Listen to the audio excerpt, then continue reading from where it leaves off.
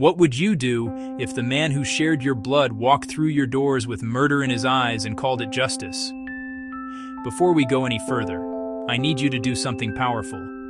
If you love intense royal dramas filled with betrayal, strategy, and explosive revenge, hit the like button right now and subscribe to the channel. You do not want to miss stories like this, because tonight's story is not about an ordinary king. It is about a ruler who was attacked without warning, without provocation, without mercy, and how his reply echoed like thunder across America.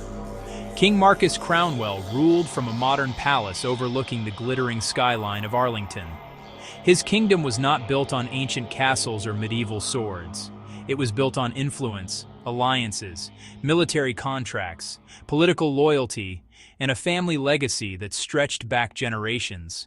He was a disciplined king, measured, calculating, a man who believed power should be quiet, because true authority never needed to shout. But somewhere far from the shining towers of Arlington, in the rusted industrial shadows of a forgotten city, resentment was growing like a wildfire in dry grass.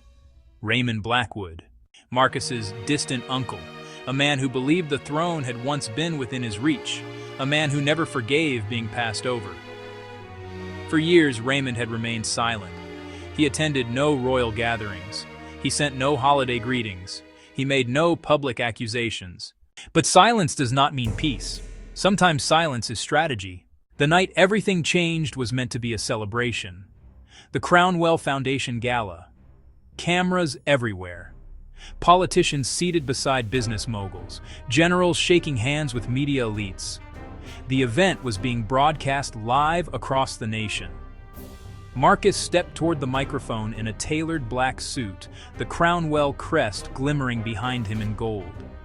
He began to speak about unity, about growth, about rebuilding forgotten communities. Then the doors exploded inward. The sound was not a knock. It was not a request. It was war. Gunfire cracked through crystal chandeliers. Screams pierced the music. Security scrambled, and through the smoke walked Raymond Blackwood, calm, smiling, flanked by armed men who moved with military precision. This throne was stolen from me.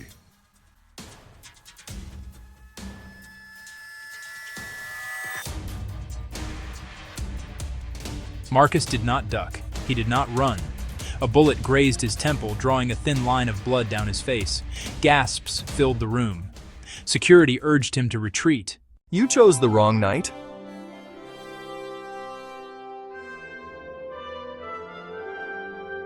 Chaos swallowed the gala, but something else was happening beyond the shattered glass. Within minutes, the machinery of the Crownwell dynasty activated. Financial networks froze accounts linked to Blackwood interests. Airspace restrictions were quietly issued.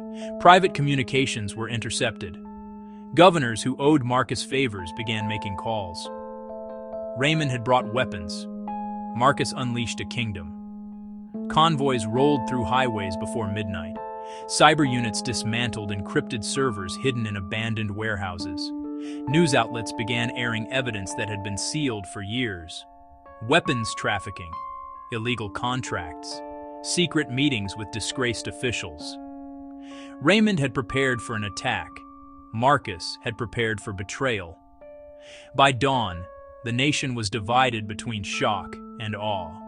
Supporters flooded social media defending their king. Others questioned how deep the corruption truly ran. And still, Raymond pressed forward. He seized control of industrial districts, rallying discontented workers with fiery speeches about stolen birthrights and corrupted bloodlines. He claimed Marcus was weak. He claimed Marcus was unworthy. He claimed the throne had always belonged to him. But what Raymond did not understand was this. Marcus had never wanted to destroy him. He had simply been waiting. Waiting for proof. Waiting for exposure. Waiting for the moment the mask would fall. The royal rumble that followed was not medieval. It was modern, strategic, ruthless. Drone surveillance mapped every movement of Blackwood loyalists. Legal teams dismantled shell corporations. Former allies defected under pressure. Raymond's circle began to shrink. His confidence began to crack. And somewhere in the middle of this unfolding storm, as cities buzzed with tension and headlines screamed of family war, something unexpected happened.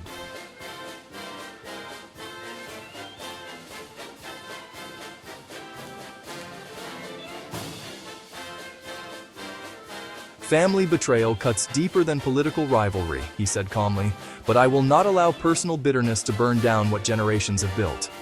His approval rating surged, loyalty solidified, and Raymond realized he had miscalculated. If you're still watching at this point, drop a comment with, "I'm still here." Let's see who's truly following this shocking story. Because what happened next turned a power struggle into something far more personal. The final confrontation was not planned for television. It unfolded in Liberty Plaza beneath a sky heavy with rain. Raymond stood with his remaining fighters, desperation flickering in his eyes. The industrial fires behind him painted the night orange. Marcus arrived without visible armor. No grand convoy, no overwhelming display of force. Just him. You were never attacked, Marcus said quietly as rain soaked his coat. You were overlooked. Raymond's face twisted with rage. I was robbed. He charged. The fight was not elegant. It was brutal. Fists collided. Breath steamed in cold air. Years of resentment exploded in every swing. Raymond fought wildly, fueled by ego and desperation. Marcus fought precisely, fueled by discipline and restraint. Rain mixed with blood on concrete. At one point, Raymond nearly gained the upper hand, slamming Marcus against a stone barrier. Cameras from distant rooftops captured the struggle. You could have walked away. Roar! Marcus stepped aside. One calculated strike. One decisive blow. Raymond collapsed. Sirens wailed in the distance. Security forces rushed in, weapons drawn, but Marcus raised his hand again. Take him alive. You stole the throne, you stole everything from us. The rebellion ended not with an execution, but with exposure. In the weeks that followed, investigations revealed layers of conspiracy, hidden donors, secret sympathizers, attempts to fracture the Crownwell dynasty. But none of them had anticipated Marcus's patience. None of them understood that he had spent years strengthening the foundation beneath his throne. The kingdom did not fall. It hardened. Yet beneath the public victory, Marcus carried a quiet weight. He visited the old family estate alone one evening, walked through halls lined with portraits of ancestors who had survived wars, scandals, depressions, and assassinations. But endings are rarely simple, because during Raymond's arrest, authorities discovered something chilling. Hours before the gala attack, Raymond had made a phone call. A call to a number unregistered, encrypted, impossible to trace. The duration of the call was brief, but long enough to suggest coordination, long enough to suggest influence, long enough to suggest that Raymond may not have been acting alone. Marcus was informed privately. He did not react outwardly, but he ordered a quiet investigation, because if someone had pushed Raymond, if someone had financed the rebellion, then the attack had not been about jealousy alone. It had been a test. And kings who survive tests become more dangerous than those who never face them. Months later, the skyline of Arlington glittered as if nothing had happened. Markets stabilized, alliances strengthened, public loyalty intensified. Marcus continued ruling with calm authority. But late at night, in a secure chamber beneath the palace, a team of analysts worked tirelessly, tracking encrypted signals, following digital breadcrumbs, watching for shadows moving behind curtains of power. One evening, a breakthrough. A fragment of data, a partial location. Not domestic, international, which meant the unprovoked attack might have been something larger, something strategic, something designed to measure the strength of the Crownwell throne. Marcus studied the file in silence. His reply to Raymond had been loud, but his reply to whoever stood behind Raymond would be seismic. He closed the folder slowly. Because this story was never just about an uncle consumed by envy. It was about power, legacy, and the price of underestimating a disciplined king. If you felt the intensity of this battle and you want to see what happens when Marcus uncovers the hidden mastermind behind the attack, make sure you like this video, subscribe to the channel, and turn on notifications. The next chapter will shake the throne even harder. Because somewhere, beyond the reach of cameras and courtrooms, someone is watching, and they are preparing their next move. The question is not whether the king will reply. The question is how loud that reply will be.